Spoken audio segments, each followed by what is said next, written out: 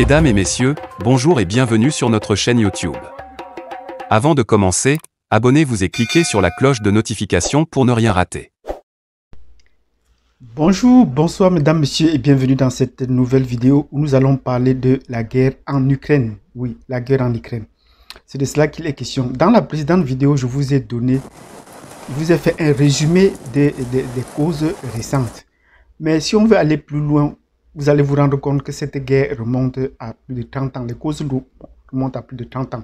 Cela veut dire au début des années 90 que remontent les causes de cette guerre. Donc, la Russie d'aujourd'hui et l'URSS d'hier, la patience avait déjà débordé le vase.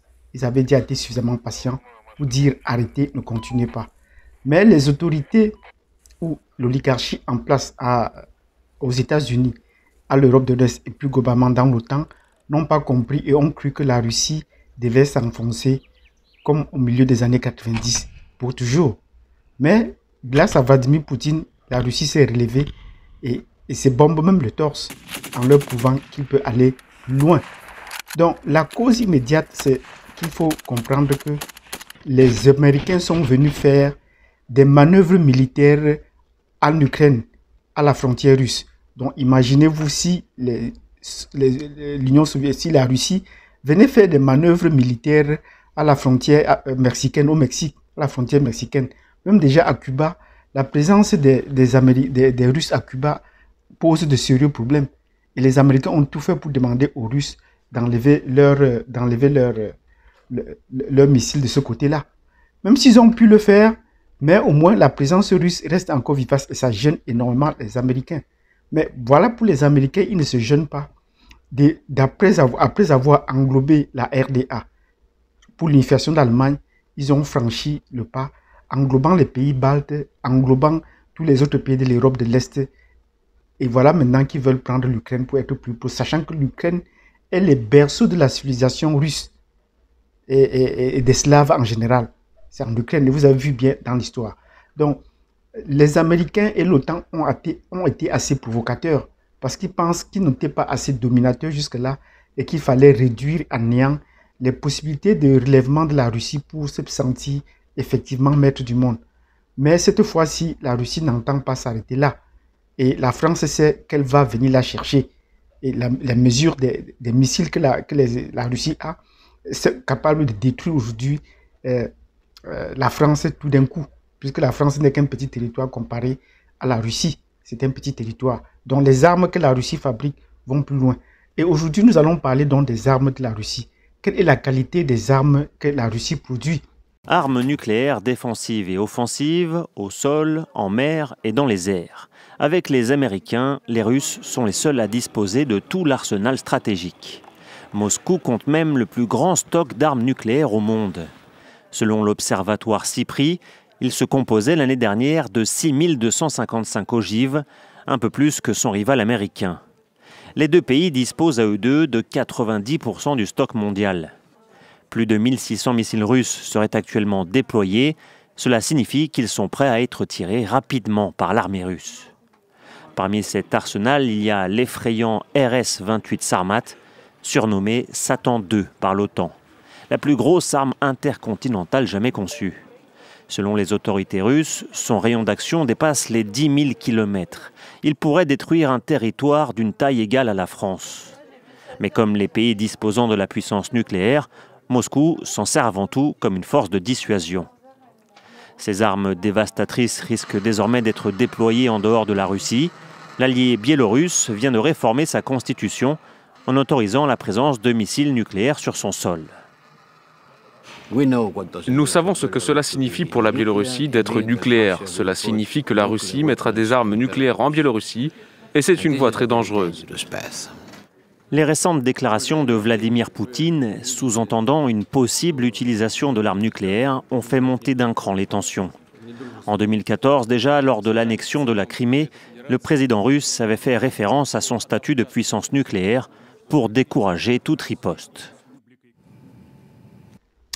C'est important de revenir là, mais moi-même, mon parcours, pourquoi si je me suis intéressé à la géopolitique, c'était de comprendre que depuis la classe de terminale, je me suis intéressé à la géographie. J'avais mis le prix de philosophie, mais mes enseignants croyaient que je devais faire philosophie à l'université, mais j'étais tenté de faire la géographie, parce que l'histoire géo, parce que ça me plaisait. Et pendant le cours de géographie en classe de terminale, après avoir étudié les points chauds qui m'animaient tellement, la guerre froide à la fin des années 80, la guerre froide qui battait son plein, j'ai penché toujours pour les soviétiques à l'époque. J'étais dans le camp de l'Est, enfin, discutant avec les autres qui étaient dans le camp de l'Ouest. Et ça ne faisait pas plaisir souvent à beaucoup de camarades qui disaient que c'était très dangereux. Donc, et lors d'un cours de géographie, on a parlé pourparlers de paix entre les Américains et les Russes à l'époque et les Soviétiques à l'époque pour les armes nucléaires, les armes de destruction massive, comme on pouvait les appeler.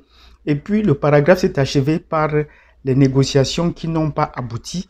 Et on a donc dû organiser 2 rounds de négociations, SALT 1 et SALT 2. Voilà comment s'est achevé ce paragraphe. Et les étudiants ont posé la question au professeur, que veut dire SALT 1, que veut dire SALT 2? SALT 1, SALT en principe voudrait dire Strategic Arm Limitation Talks. Voilà ma première définition en anglais que j'ai retenue en classe de terminale. Strategic Arm Limitation Talks, dont les pourparlers sur la limitation des armes stratégiques. Et les étudiants ont posé la question, les élèves ont posé la question, mais pourquoi est-ce qu'on pouvait organiser 2 rangs alors qu'on fallait juste limiter, s'entendre pour limiter? Alors là, le professeur est venu dans les détails pour expliquer que, enfin, les armes stratégiques et les missiles balistiques dont disposait l'Union soviétique et les États-Unis à l'époque n'étaient pas de même portée. Alors qu'on parle des armes balistiques intercontinentaux, les Américains voient des armes qui peuvent atteindre 10 000 km. Or, les Soviétiques de leur côté avaient des armes qui pouvaient aller au-delà de 12 000 km. Donc vous voyez qu'ils n'avaient pas la même notion de distance. C'est pour cela qu'il fallait faire 2 rounds de négociations pour d'abord harmoniser leur position sur la portée des armes balistiques à charge nucléaire ou pas, mais c'est déjà la distance qu'il fallait porter. Donc c'était ça l'objet des négociations qui ont eu lieu à l'époque avec Ronald Reagan. C'est de ça qu'il était question. Donc la distance posait le problème. Je vous rappelle que l'Union soviétique à l'époque mesurait 22 millions de kilomètres carrés. Aujourd'hui, c'est retenu à 18 millions de kilomètres, mais 22 millions de kilomètres carrés. La superficie des États-Unis est restée la même, ça veut dire qu'environ 9,5 millions de kilomètres carrés. Donc vous voyez, il y avait cette différence-là. Or, le transport des ogives nucléaires était également un élément, mais ça revenait en seconde position. Alors que la plupart des missiles balistiques intercontinentaux des soviétiques portaient des ogives nucléaires, ceux des Américains portaient plus, c'était des cas spécifiques, portaient plus les armes conventionnelles. Et là, les Américains n'étaient pas aussi d'accord sur la capacité que pouvaient transporter ces avions-là, s'ils pouvaient transporter 1 ou 2 ogives nucléaires ou pas. Donc voilà autant de points qui posaient problème à l'époque pour parler de paix à la fin des années 80. Il était important que je rappelle pour que vous compreniez bien que moi aussi je maîtrise la géostratégie et que je ne parle pas de ces éléments seulement en l'air, que je ne suis pas un amateur qui a appris à l'air. Je vous parle des choses qui ont eu lieu à la fin des années 80, au début des années 90 et que j'ai vécu personnellement avant d'arriver à l'université et d'étudier cela effectivement dans les détails. Et aujourd'hui, donc, le même problème se pose parce que les soviétiques de l'époque, qui sont devenus les Russes aujourd'hui, veulent étendre leur territoire, veulent étendre leur hégémonie. Et la politique d'encerclement sur laquelle nous allons venir, menée par la France, n'est pas en train d'aboutir. Les Russes aujourd'hui ont compris et ont brisé cet isolement-là et sont en train de conquérir de nouveaux espaces pour pouvoir asseoir leur hégémonie. Et la Chine est un puissant allié. Mais qu'est-ce qui fait la force de la Russie aujourd'hui?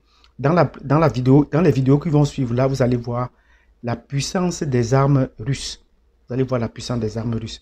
Donc, si vous avez bien compris cette introduction qui paraît un peu longue, mettez-nous des pouces déjà. Abonnez-vous, cliquez sur la cloche de notification parce qu'on va revenir sur certains éléments de détail et les positionnements géostratégiques de la Russie sur la planète aujourd'hui en remontant le temps vers hier. Donc, merci et je vous donne rendez-vous tout de suite.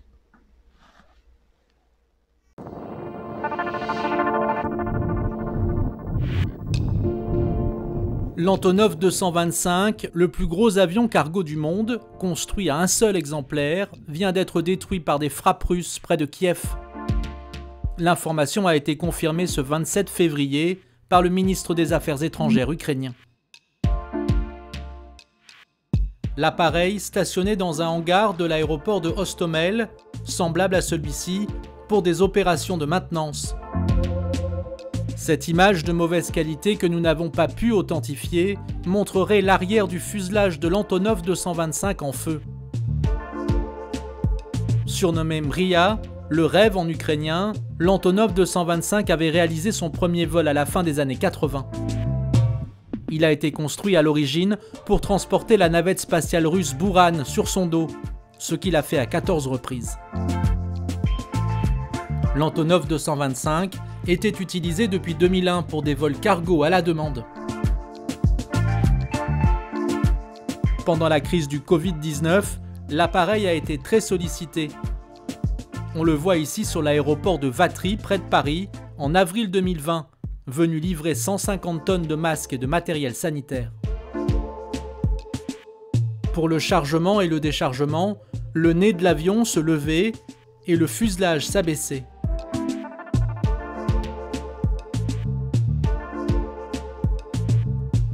Reconnaissable à ses 6 réacteurs, sa voilure haute et son double empennage, l'Antonov 225 était il y a encore quelques heures le plus long et le plus lourd avion du monde.